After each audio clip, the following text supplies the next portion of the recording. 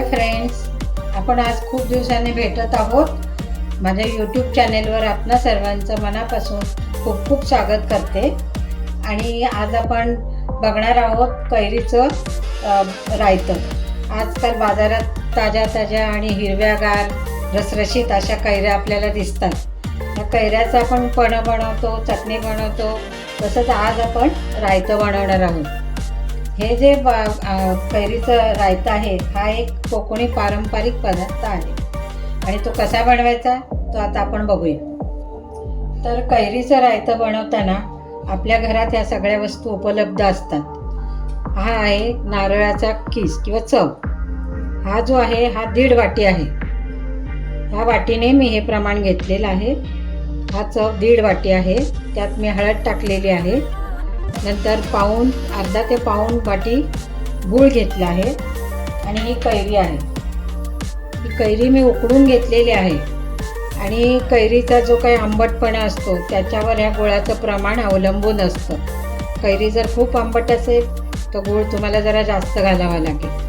पण माझी ही कैरी जरा नरम होती त्यामुळे मी सुरुवातीला तर एवढाच गूळ घेतलेला आहे. त्याच्यानंतर हे धणे आणि लाल मिरच्या आहेत. त्या मी अर्धा ते 15 मिनटं पाण्यात भिजवून ठेवलेल्या आहेत. त्याचं एक असं आहे की जर तुम्ही ही लाल मिरची पाण्यात भिजत घातली आणि ती जर तुम्ही मिक्सरला लावून वाटली तर त्याचा जो कलर आहे तो अगदी अतिशय सुंदर असा केशरी कलर येतो. म्हणून तुम्ही ही 15 मिनटं पाण्यात भिजवून ठेवा आणि नंतर ती वाटायला घ्या.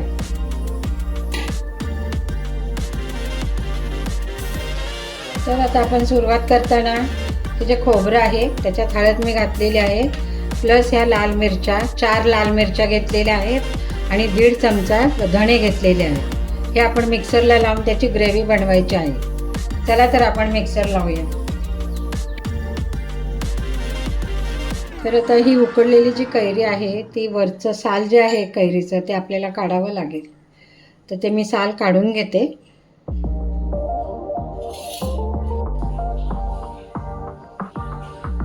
तर ही जी उकडून घेतलेली कैरी आहे त्याची मी साल काढून घेतलेली आहे.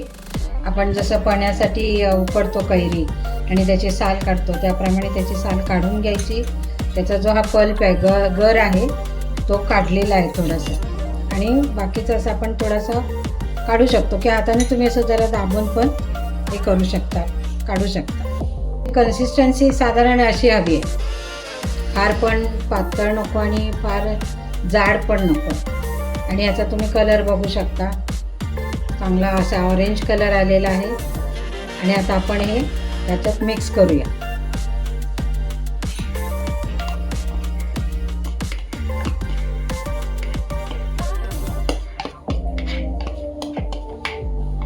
तुम्हाला जर अजून पातळ हवं असेल तर यात थोडंसं पाणी घालून हे पण यात ओतू शकता.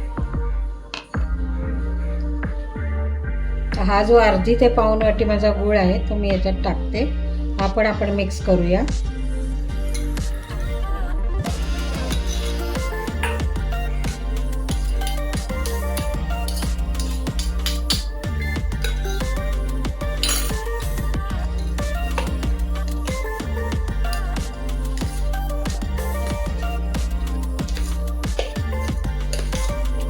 काय तोंडाला पाणी सुटलं ना?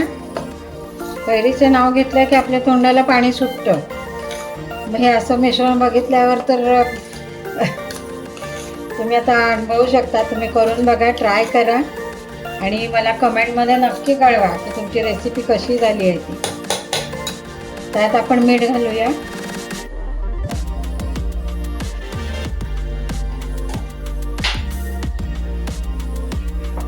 चवीप्रमाणे मीठ घालायचं आहे. कैरी असल्यामुळे थोडंसं जास्त मीठ घालावं लागतं. कैरीचा आंबटपणा थोडा त्यामुळे मोडू शकतो. मी ते जवळजवळ 1 चमचा भरून मीठ घातलेलं आहे. आता हे फोडणीसाठी आपलं मिश्रण अगदी रेडी झालेलं आहे. ह्याला आपण आता फोडणी घालणार आहोत.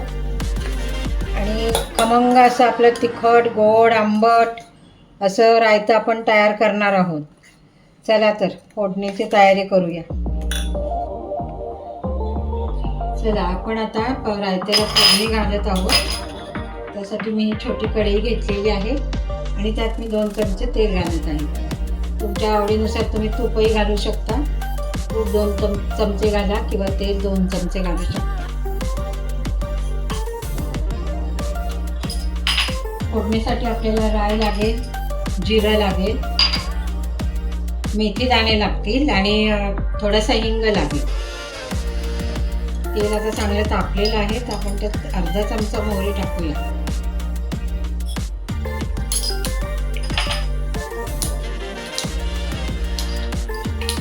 अर्धा चमचा जिरे,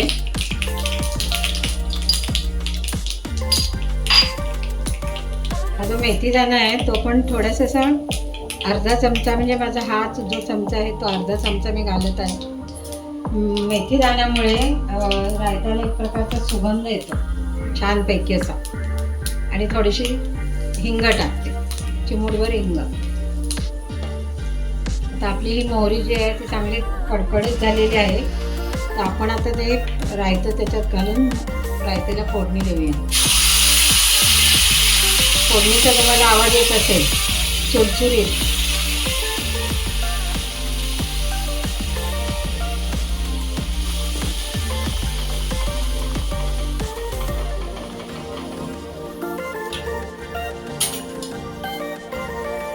ही फोडणी जी आहे ती आता आपण या रायत्यामध्ये घालूया. सगळं मिक्स करूया आणि रायत्याला एक चांगली उकळी देऊया.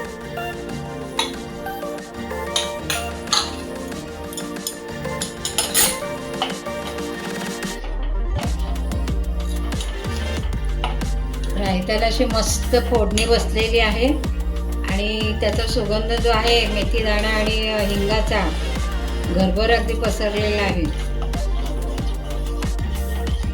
तुम्हाला दिसतच आहे ना की रंग पण किती सुंदर आलेला आहे.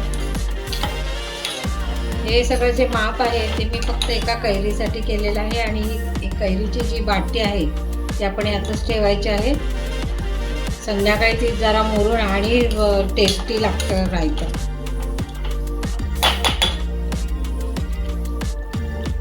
आता तुम्ही बघता की आपल्या रायत्याला मस्तपैकी अशी उकळी आलेली आहे आणि त्याचा कलर पण अतिशय सुंदर आणि कन्सिस्टन्सी पण तुम्ही बघू शकता. तुम्हाला जर याच्यापेक्षा घट्ट हवं असेल तर तुम्ही पाण्याचा वापर थोडा कमी करू शकता. आणि गोडाचं प्रमाण पण तुमच्यावरच आहे आणि कैरी जर जास्त आंबट असेल तर तुम्हाला गूळ जास्त घालावा लागेल आणि तुम्ही जास्त गोड खात असाल तर गूळ जास्त घाला. आता हे जे रायतं तयार झालेलं आहे ते आपण सर्व करू शकतो. चला तर आपण आता हे सर्व करूया.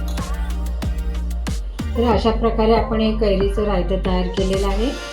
पण त्याचबरोबर जे बाजारात छोटे छोटे आंबे मिळतात, छोटे, मला वाटतं ज्येष्ठ पौर्णिमेला येतात हे, आपल्या वटपौर्णिमेला, तर ह्या आंब्यांचं सुद्धा तुम्ही रायतं बनवू शकता.